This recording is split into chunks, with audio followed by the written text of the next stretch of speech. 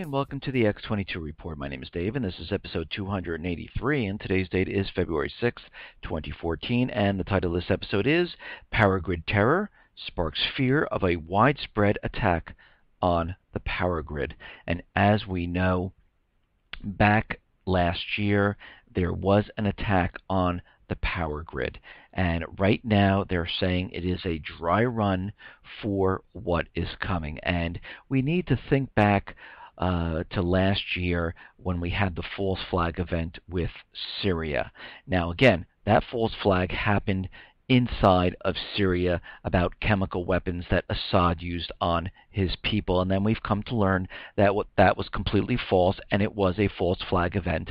So the United States had the ability to go in and strike into Syria and remove Assad, and during that time there was a complete build-up until that false flag event.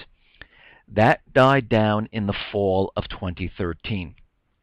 The government officials, the central bankers, the FBI, the CIA, DHS all regrouped, put their heads together, and now they are ready to implement the next false flag event because they've learned a lot from the first one and how they couldn't pull it off. They understand that this false flag event has to occur on American soil to push the American people, to push other people in other countries towards Syria and to move into Syria to remove Assad. Now, we can see what is happening already. They've been building the propaganda over the last couple of months, and it really has been building quite a bit since the start of 2014. But we can look back and we can see what is happening. They have these fake Geneva II peace talks going on. They have the opposition there. They have Assad's government personnel there, and they're all talking about absolutely nothing because the opposition controlled by the United States central bankers want one thing and one thing only, and that is to have Assad removed from government so they can put in a puppet regime. So again, I've always said this, and I said it many, many times, the goal of the central bankers' U.S. government has always remained the same. The cause, the action that they're going to take has completely changed. And what they're going to do now is bring this event here to America. Now, remember, we have to think back. We had Janet Napolitano, when she was leaving office, saying that there was going to be an event, some type of cyber attack, that will hit the power grid. Now, we've heard this before. She didn't say if, she said when, because they already have it planned. They already know what's going to happen. During the fall, we had the Grid X2 simulation. We also had many bank simulations going on about cyber attacks hitting the financial institutions. We had attacks hitting the power grid, the water supply, the petroleum areas, the refineries, and this was all in preparation to handle and to train what is going to happen when this false flag event occurs. They put things into place because they understand that this has to be really big. This can't be a little one-off, oh, look at this little tiny explosion, Assad did it, let's go in there. This has to be something really big because there are many things that are happening. What we see happening is that the economy is completely teetering on collapse right now. They are propping it up. They're trying to keep everything together. They're trying to make a deal with Iran to prop the US dollar up, and they're trying to infiltrate their banks. They're in Africa trying to push the rebels back and the Chinese, which are on the rebel side, and the U.S. government is on the government side of the African nation because that is a puppet regime. And in the Middle East, we have countries like Iraq, we have Lebanon, Libya, Yemen, and again, the people are rising up, and there are no substantial U.S. forces there to push them back, and this is why we see aid now moving into these countries. This is why we see private contractors being paid for by CIA, U.S. government to go and protect and to train the people in these countries because they understand if these people take the countries back, and kick out the puppet regimes controlled by the central bankers, U.S. government, the U.S. dollar will collapse. And they are getting prepared right now for a false flag event because they understand the collapse is coming, that they might not be able to keep what is happening from happening, and the U.S. dollar will then all rush back to the United States. We will see hyperinflation. Countries will not use the dollar.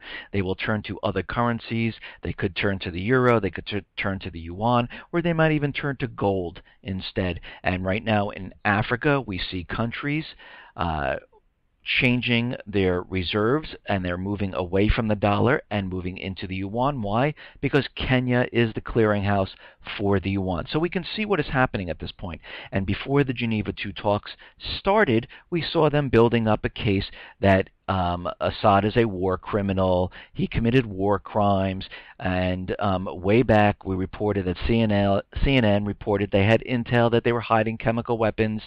And then after that, they said they were developing biological weapons because they were giving up all their chemical weapons, so he was moving to biological weapons. And just recently, they've come out and said that Assad, of course, is hiding biological and chemical weapons in the Alawite sections of Syria.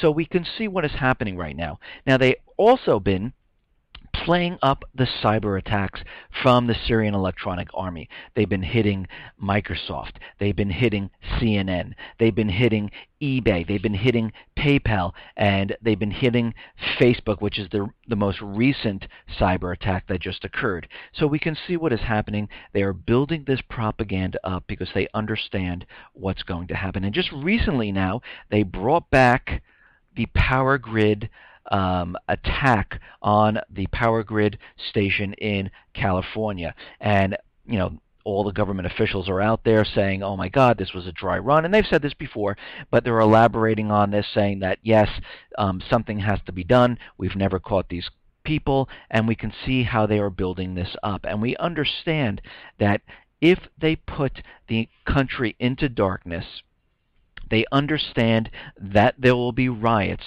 all over the country.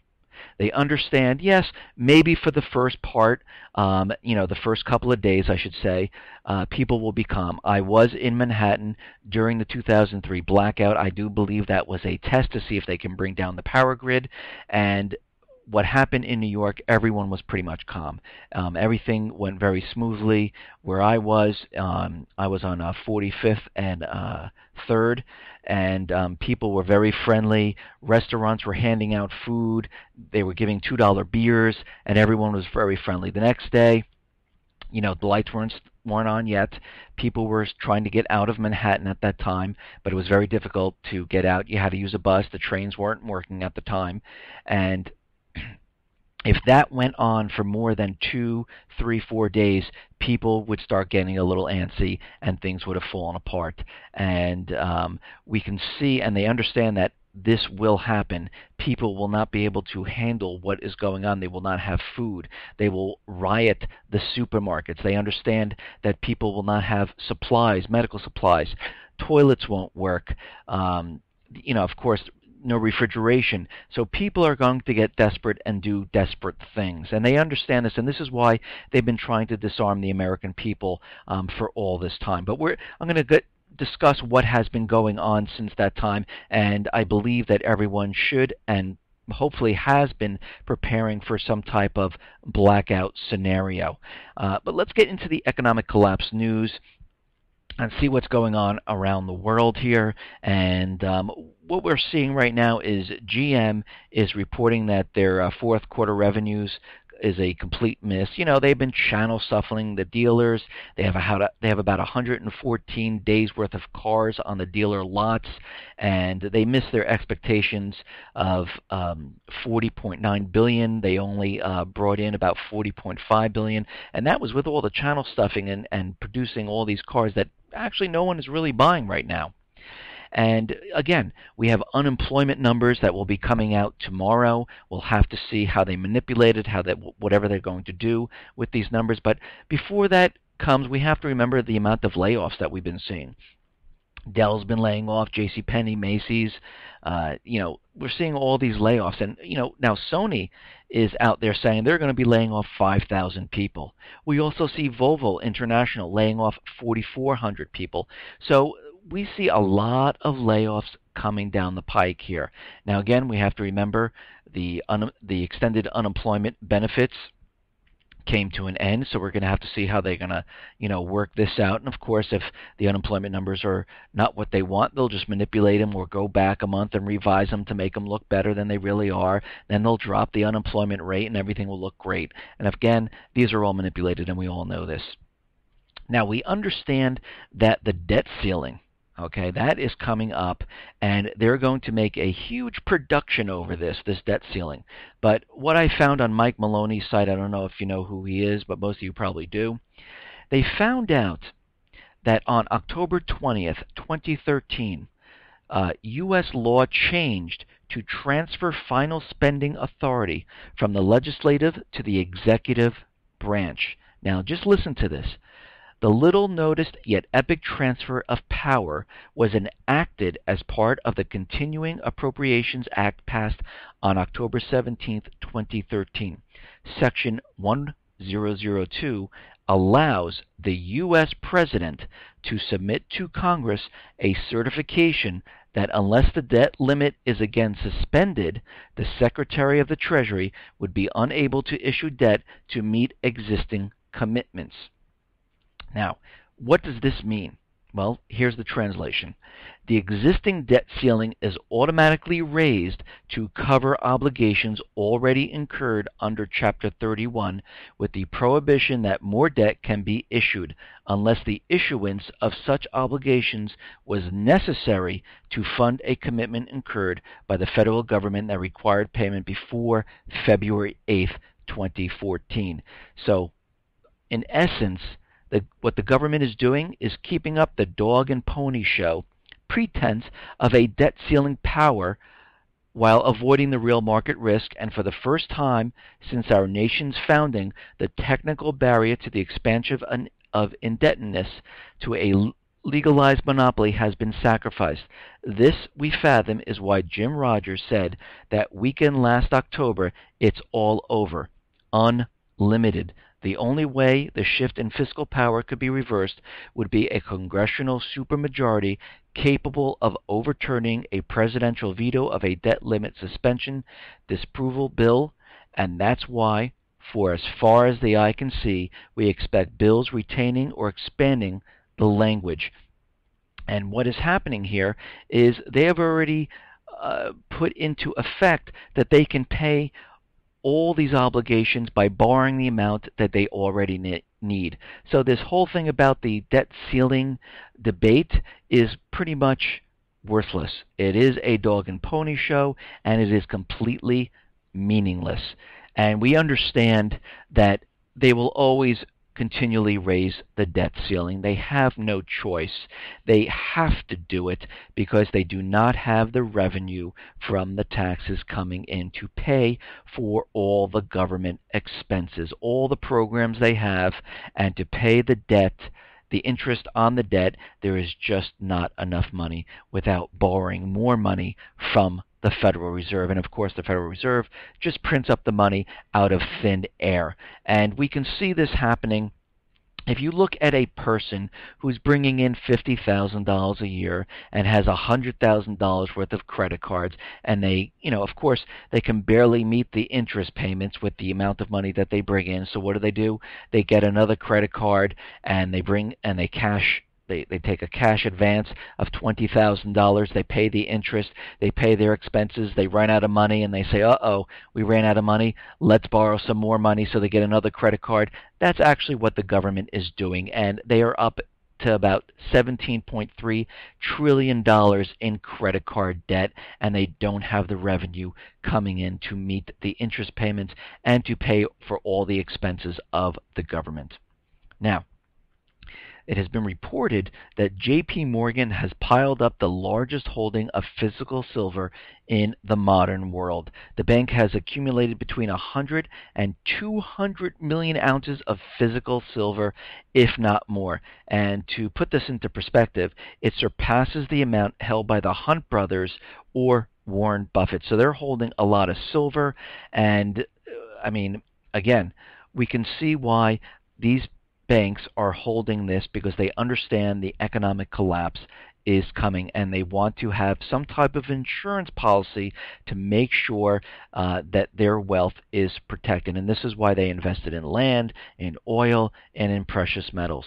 And I believe that everyone should do the same. What I do is every month I put a little bit aside. If I can't afford gold, I pick up silver. Silver is very inexpensive right now, and I believe that everyone should be doing this. And plus, it takes you off the grid. You're no longer in Federal Reserve notes. You're in a completely different type of money. I'm not going to say currency, because it's not a currency, it's actual money. And this is what I believe everyone should be doing at this point. And you should also be stocking up on batteries. You should also be stocking up on food, water. And again, if you don't have enough money to do the gold and silver, your first priority should be water, food, some way of protecting yourself, toiletries, extra medication that you need if you have some type of sickness. And I believe this is what you should be doing and have been doing all along. If you're just starting out, I would start doing this, and that would be the first place that I would put my money towards, because when the lights go out, when the false flag events hits and the economy collapses, you want to make sure you can feed your family. You can take care of your, if you're young and you have an older parent or something, or an older relative, you make sure you have the medicines to treat them and to give them the best the best care they can have. And this is what I believe that everyone should be doing at this time. Now, we understand Obamacare. And right now, the CEO of AOL, Tim Armstrong, is saying that Obamacare is forcing his management team to decide whether they will cut employees' benefits, because Obamacare is going to cost them $7.1 million. And they're discussing right now if they should put it onto the employees, or should they, absorb some of the costs and have the employees pay a little bit. But this is a big chunk of change, and he says this surpassed the amount that he thought he was going to have to spend on health care. And you can see this is not working for the American people. It is not working for businesses. And what businesses are actually doing is they're cutting hours. They're taking full-time employees, making them part-time. Those part-time employees, they're cutting back their hours. They're telling full-time employees, listen, we'll pay for you, but your spouse has to go on the exchanges. So the employee is really paying for, they might have to be chipping in for their corporate health benefit, and their spouse has to lay out money for their own health benefits. So the employee is actually losing out now. And this is going to, and what does this really mean? That people will have less money to spend, they'll have less disposable income, and this money will not be spent on retail. So this year coming up, because more people are unemployed and underemployed, because we know the unemployment is completely manipulated, and those people who have to pay for Obamacare, and we know that this is more expensive, and we understand that the deductibles are much higher, and since they have to lay out medical expenses out of their own pocket, they will have less disposable income, and they will not be using it in the retail stores. So what does that mean? That means consumer spending is going to drop, and this is what's going to happen. Now, we understand that President Obama, during the State of the Union, said he's going to use executive orders because he's going to bypass Congress if we can't agree on something. And Congresswoman Sheila Jackson Lee, who's a Democrat of Texas, told a meeting of the new Congressional Full Employment Caucus, January 29th, that the chief job of Congress in the coming months should be to draft executive orders for the president to sign instead of Congress passing laws themselves. And this goes on to say that Congresswoman Lee's #1 agenda should instead be following her oath to support and defend the U.S. Constitution, which does not allow the President to legislate by executive order. And this is in Article 1, Section 1, Clause 1 of the U.S. Constitution. And this reads, all legislative powers herein granted shall be vested in Congress of the United States, which shall consist of a Senate and a House of Representatives. If all legislative power rests in Congress, then it stands to reason that none remains for the President. The President has no authority for creating work outside of any law passed by Congress. And we have to think about this. Lee's suggestion that the role of the legislator should be that of an advisor toward presidential legislating by executive decree. And if you listen to what she is saying the same thing that Hitler said, because Hitler wrote that the executive branch should be in control of the legislative and executive functions of government, while the legislative branch should be regulated to a mere advisory role in which the executive would make the laws. So the president and his followers are completely setting him up to be a dictator, and he will start bypassing Congress every chance he gets, and he will be saying that these executive orders are law. Now, Congress should be very angry and furious, and they should be really pissed off and stopping him at every point, every turn he makes. And what we're seeing is there is a few Congress people in there saying this, but most of them, they're bought and paid for, and they just worrying about their donations, their campaign contributions, and their next election, and they are completely worthless. And again, everyone in the government is supposed to be working for we the people. This is the contract they signed. This is the oath they've taken. They are supposed to be supporting and protecting the American people, but what they are doing is completely not that. And this goes on to say, when the legislative and executive powers are united in the same person or in the same body of magistrates, there can be no liberty. And this was one of Madison's quotes. Again, one person can't be doing everything, because that is pretty much a dictator, and there's no reason for the rule of law and to have a debate on the issues. And that is the whole purpose of the way the United States and the Constitution is set up. And we can see that Obama is completely bypassing this because he understands that the hour is late and he needs to get certain laws passed. And this is why he's taking on these new executive orders, because he understands if the next false flag event that has to do with a mass shooting does not pass the UN Arms Treaty or the gun bill that is pending in the Senate, he will use executive orders. If he can't get immigration passed, he will use executive orders.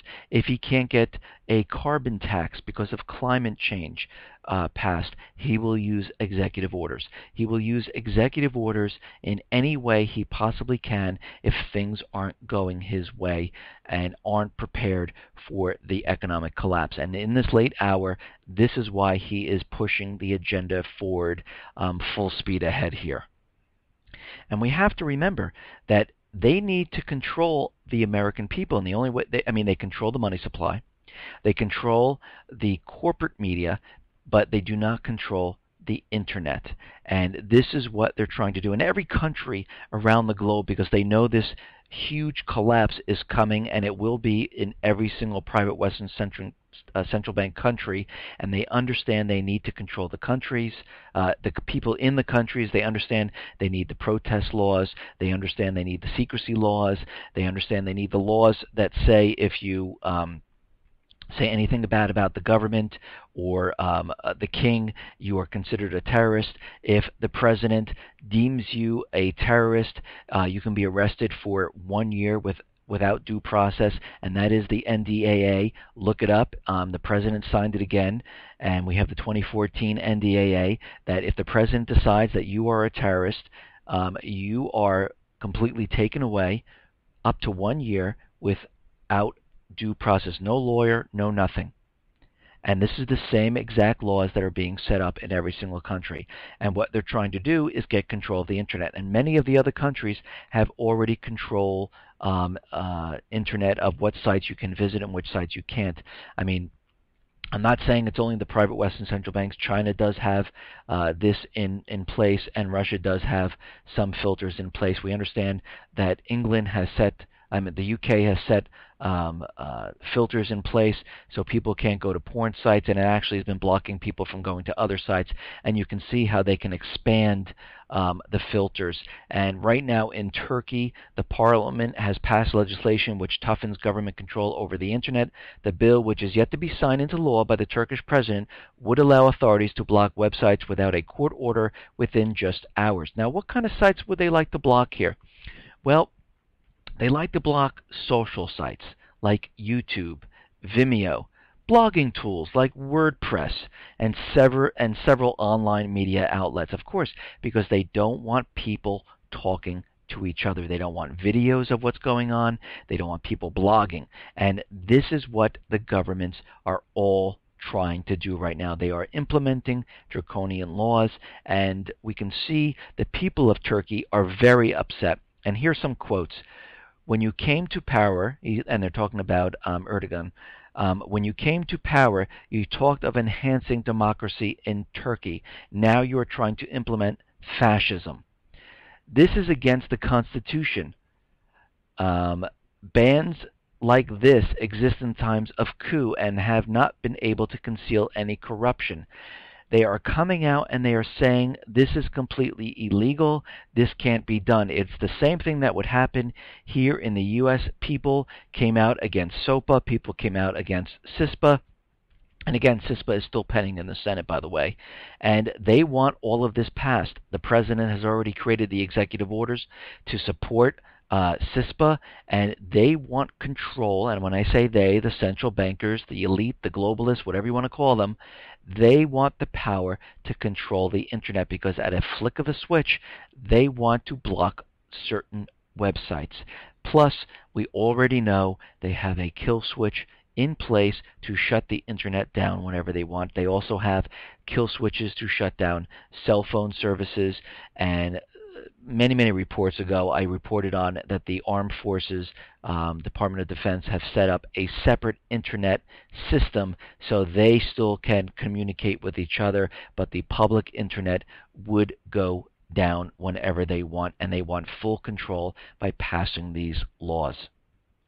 Now, as we know, the powers that be, the central bankers, the globalists, the elite, they want to keep an eye on every single person. That's why they have the NSA spying. That's why they have the fusion centers. This is why DHS has been giving grants to local law enforcement, providing them with tanks, with assault rifles, with AR-15s, with armed force clothing, and making it look just like DHS officers. They are completely getting ready to track and keep an eye on everyone. This is why they're coming up with the Real ID. This is why they want every single state to be in compliance with Real ID, so all information from your license can be downloaded into a federal database. And they will also have your iris scan of your eye, they will have your fingerprint, and they will have a DNA sample. This is what they're trying to accomplish so they can track you easily. And they will be setting up checkpoints around the country. And this is why they've already implemented the 100-mile constitutional free zone, which really doesn't exist because there's no such thing as that. But of course, if they come up with a law, they want people to believe it. And if you do believe it, then it does exist. But under the Constitution, there's no such thing as a constitutional free zone. And in these constitutional free zones, what they like to do is set up checkpoints and use your Real ID to move from section to section and make sure that they know who's where and who's what. Now, a couple of reports ago, I've been telling you that they've been putting up blimps, and of course they're using this to say that, you know, they're putting them up there to detect missile launches and to protect the nation. But right now, a new class of surveillance cameras is able to monitor an area the size of a small city for hours on end. And these cameras can be mounted on a fixed-wing aircraft, allowing them to see every vehicle and person up to 25 miles away. What they can also do is they can also be connected to facial recognition, and they're able to track you using your facial recognition. Then that can be used and correlated to the database of your real ID to track you to make sure you are the right person, and they'll match it up with your DNA, your information on your real ID, and your iris scan and fingerprint. So they will have the complete tracking ability of everyone. And we have to remember, starting this fall, there were 2 blimps that they put up about 10,000 feet over the Maryland, over Baltimore, over D.C., and you're going to see more blimps go up all across the country. This is what's going to happen. These blimps can be fitted with these cameras, and they are capable of watching people, hours on end to continually track you where you are. And we can see what is happening here.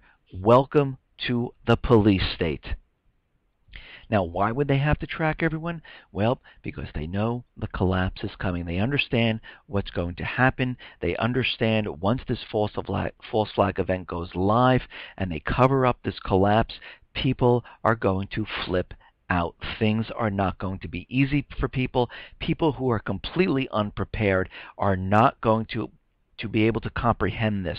And I don't know if any of you have seen The Matrix, but when Neo first learned that he was in the Matrix and the real world was completely different, he popped and he couldn't take it anymore. Well, people are going to pop. They're not going to understand what is going on. And I've told this story before. Back sometime last year, we had people that we knew, maybe it's a year and a half now. We knew people. He was working and he lost his job. He was laid off, and the wife could not, understand this. He couldn't find work. He still had unemployment. He still was getting a severance, but his wife completely broke down and hid in the house for 1 week because she couldn't take what was going on. Now, just imagine and take this and multiply this by 100. When the economy collapses and people can't get their money is gone. They can't get food because the shelves of the supermarket are completely wiped. They have never prepared, so they have no food in the house. Maybe they have 2 or 3 days worth of food, but that's it. They have nothing to protect themselves. What do you think these people are going to do? And this is why they need to watch people and pick up those people. Once this happens, they will become a threat to the government because people are going to look at the government. But of course, they're going to try to distract people with this false flag event and blame it on another country. But there's going to be a small group, about 10 to 20% of the people are going to know that the government is responsible for this, and they need to keep these blimps up. They need to be monitoring the whole situation of where everyone is. Okay, let's continue here. There was a report out there saying that the U.S. was implicated in destabilizing and destroying dozens of countries. Under the pretext of fighting for peace, democracy, and other values, the U.S. and its Western allies actually participate in the destruction of other states. And right now, this has come out from WikiLeaks, saying that the United States was involved in many different actions, and this has gone on to say that the U.S. has destroyed about 73 countries and killed 26 million people since 1945. And we understand, and I'm not saying that I'm against the United States and I'm for China or Russia or anything. I am just reporting what is going on here. And we can see, if we look through all the crap that they feed us, we can see what actually is going on here. The United States, the central bankers, need to keep the U.S. dollar propped up. And they will use any means necessary to make themselves richer and to have power. And this is why they go into these countries, and this is why they do drone strikes and they don't care who they kill. They do this because they understand they are making a lot of money and they want to control most of the world. this is what is going on here. And you can see from all the countries that we look at, if we look at Libya, Lebanon, Iraq, Yemen, Sudan, Mali, Central Africa, all these countries were taken over by the central bankers, U.S. government. The puppet regime was put in there, and they implemented a central bank to issue their currency at a loan to loaning it to the countries with debt. And again, all this is not sustainable, and we all know that now. And they do this across all these countries. Now, the Ukraine, on the other hand, they are trying to remove the government of the Ukraine because they want that country. So they are on the side of the rebels. In the Middle East, and I've explained this before, the countries where the people are fighting back against the U.S. government, the U.S. government calls them Al-Qaeda because in the minds of Americans and many people around the world, that means terrorists. But really, it is the people of the country wanting their country back. And again, we see this all over the place. Of course, they're in Africa fighting Al-Qaeda, and again, those are the rebels of those countries. Again, China is backing them. They're trying to push the private Western central bankers out and push the U.S. and the central bankers out of their country because they want to govern their own country. And we can see what is happening all around the world with this.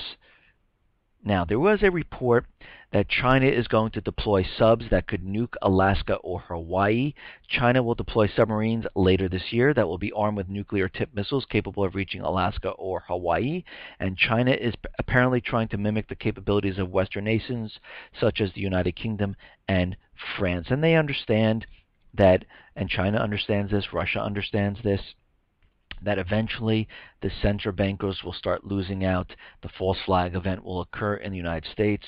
War will get started in the Middle East. It will spread because, again, Syria, Russia, China are backing Syria, and this will just spread across the globe as World War III. And this is exactly what the central bankers want because they want to cover up the economic collapse. And this is what they're trying to do right now. And we can see everything that's been reported, all the indicators are leading up to what they're trying to do.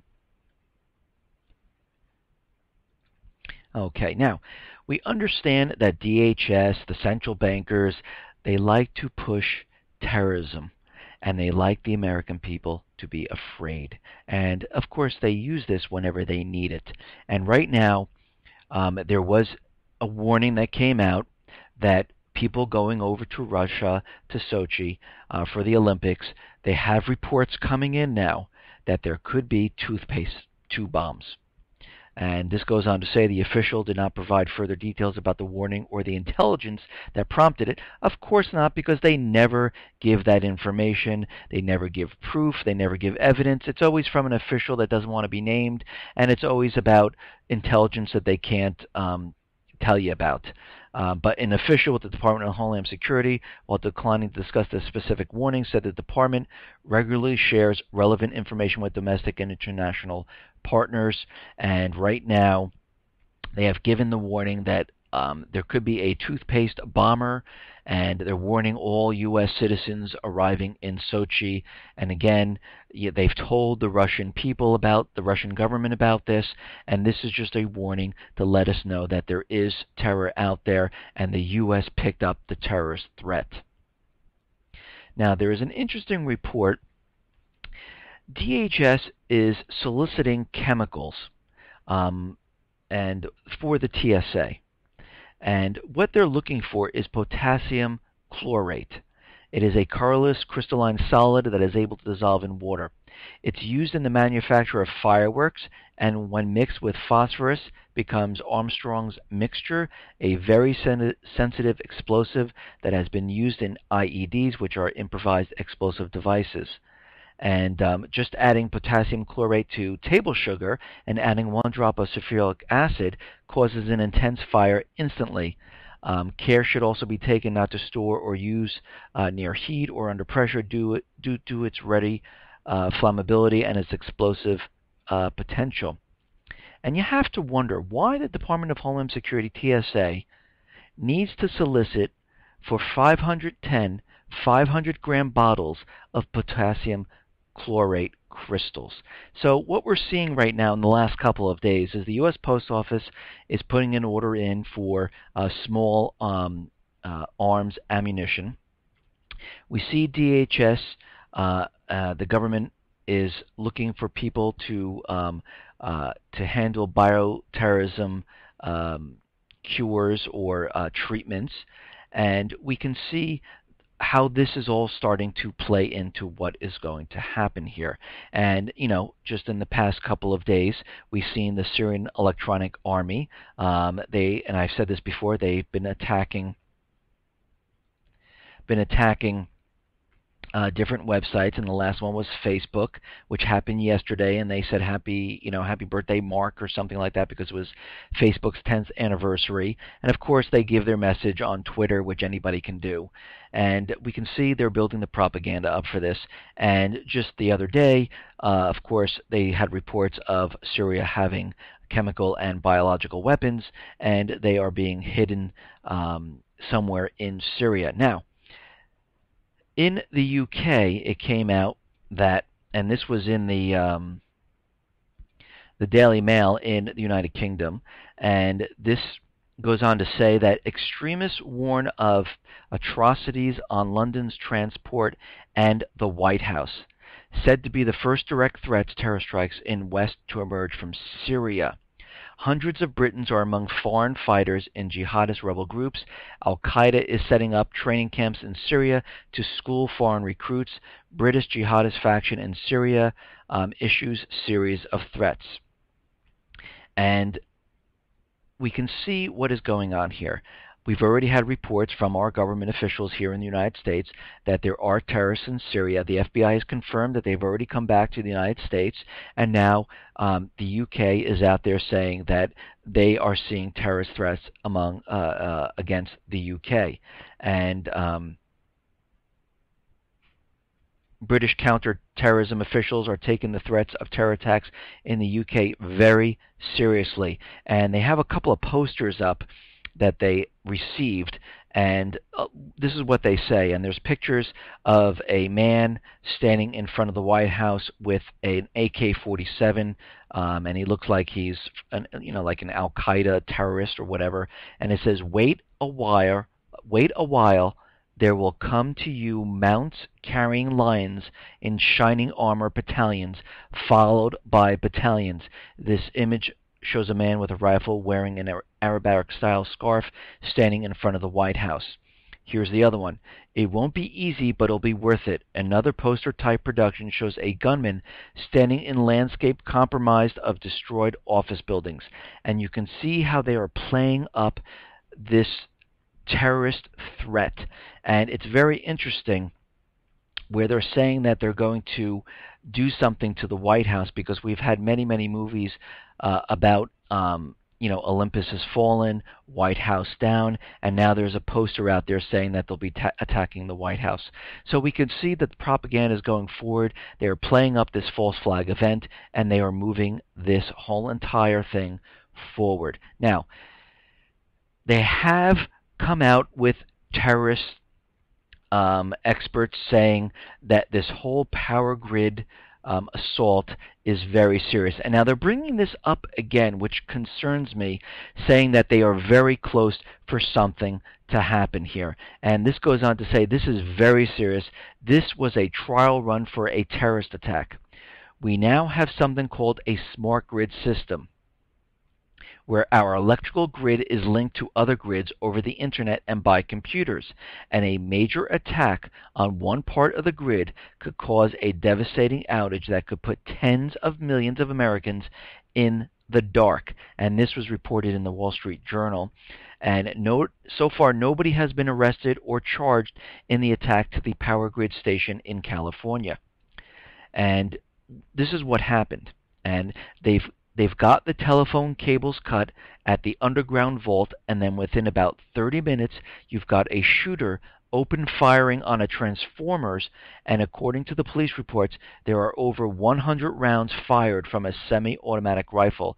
They knew what to shoot, what to take out, and they knew what lines to cut, and they did it all, so far as we can tell, without any person getting on any of the security cameras. So I'd say it was a pretty well executed job. So the FBI can't find these people with all the NSA spying, with the fusion centers, and all the protections we have in the country. They can't figure out who did this. Well, we know who did this. We know that this was a practice run, just like in 2003. That was a practice run of bringing down the power grid. And Alan West is out there saying that this presumed dry run attack against the power plant in California is part of an asymmetrical warfare by terrorist sleeper cells that could put the nation on high alert. They're going to continue to press the attack. And as the Iranian Revolutionary Guard general said, they're going to get their sleeper cells in here, and they're going to be waiting for the opportunity to take action, West said. So we can see what is going on here. They're playing up the propaganda for the Iranians. They're playing up the propaganda for the Syrians, and they are bringing this all together for the next false flag event. And I'm hoping that everyone has been preparing, because you don't want to wake up the next day and say, oh, the lights aren't coming on. Well, maybe it's just a power fluctuation. We've had them before. 2 days go by, 3 days go by, and you become desperate. I just want to backtrack for a second. Yesterday I reported on a bank drill, and there are a number of banks who are contributing to this bank drill, and this was a leak notice that went out. And of course, all these banks are part of the SWIFT system, which handles all the ATM and all the transactions. And a lot of people are starting to believe that this is a bigger drill or a false flag event than originally recognized. And when I'm looking into this, I see that it is on a 3-day weekend. People will not be able to do ATM withdrawals. They'll not be able to do online banking. And this is a 3-day weekend. This is pretty much kind of what happened in Cyprus. And people woke up the next morning and there were capital controls in effect, and they're still in effect right now. And we can see that to bring this false flag event completely where they want it, there will be a cyber attack, which of course they're going to create one. And we can see that in the past, NASDAQ had many glitches. We've seen the Chicago Mercantile was attacked, and now they have glitches. The stock exchange has glitches. And again, during the fall of 2013, they had multiple cyber attack drills during that period, with banks, all the banks around the country, cooperating in those drills. Quantum Dawn 2, they had Quantum Dawn 1, and they were in preparation for this false flag event. Now, looking at the energy sector and the power grids, the U.S. Army right now must be prepared for cybersecurity threats to energy sector. And this goes on to say the cybersecurity threats to the United States energy industry and infrastructure are rising and require increased preparedness by the U.S. Army and Department of Defense. And this is coming out of the Baker Institute for Public Policy. Bronk said there are likely 3 major areas of energy-related cyber vulnerabilities that are relevant to the Army: the provision of electricity to bases and facilities by the electrical grid, both in the U.S. and abroad, the distribution of fuels to forces often operating some distance from major logistical hubs, and major cyber attacks against suppliers of fuels that will result in significant disruptions of supply or rise in price. And other scenarios of attack are no doubt possible and are limited only by vulnerability, technical know-how, and imagination. And they're saying that the U.S. Army needs to be prepared right now for some type of a threat to the power grid infrastructure. And we can see how everything is starting to fit together. Now, of course, we take this day by day, and I report on this day by day. And if you go back to my reports back in the fall, you can see, when I came out with the intel about Assad hiding chemical weapons, or he was developing biological weapons, or all these Syrian Electronic Army cyber attacks, it didn't seem like anything was, of substance. But when you see this all now starting to pile up, and now the government officials are starting to use it, you can see exactly where we're headed. You can see that we are on the same exact track we were before in August, where they are trying to blame Syria and move into Syria, and they're trying to set them up. And this time, I really don't believe they're going to make the same mistake as last time, where they had the false flag in Syria and that didn't go. I believe this time they have learned from their mistakes. This false flag is a go. They will be bringing this here to the United States. It will happen on American soil. I believe that this is going to be worse than 9/11. This is going to be a multi-pronged event. It's going to consist of the financial institutions getting hit by cyber attacks, the power grid infrastructure being hit either by cyber attacks or by a physical attack on the systems. Lights will be going out. We will see detonations of chemical or biological weapons, because they've already put out information leading us to believe that they are getting prepared for a biological and a chemical attack here in the States. So, and again, they understand the collapse is coming, and they do not want to be blamed for the collapse, because they believe after the war they will reset the system and start the whole thing over. And they are prepared and ready for whatever comes.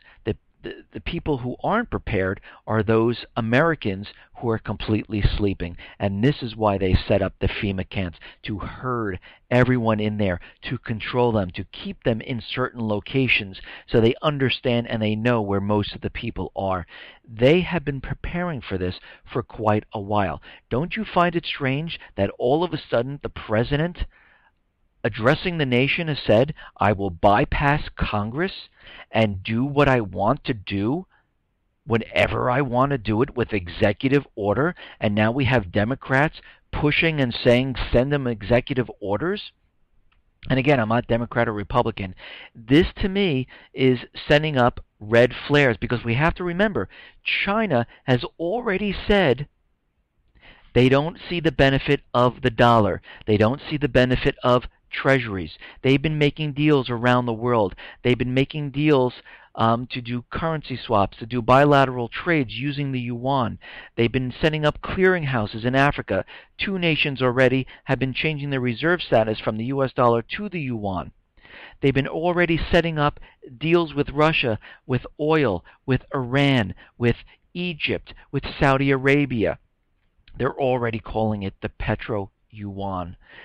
They have been setting this up, and the United States knows this. They've been doing the pivot to Asia, moving all the military assets into position to get ready for what is coming, and that is going to be World War III, and this is going to be a long stretch of time where America is in turmoil.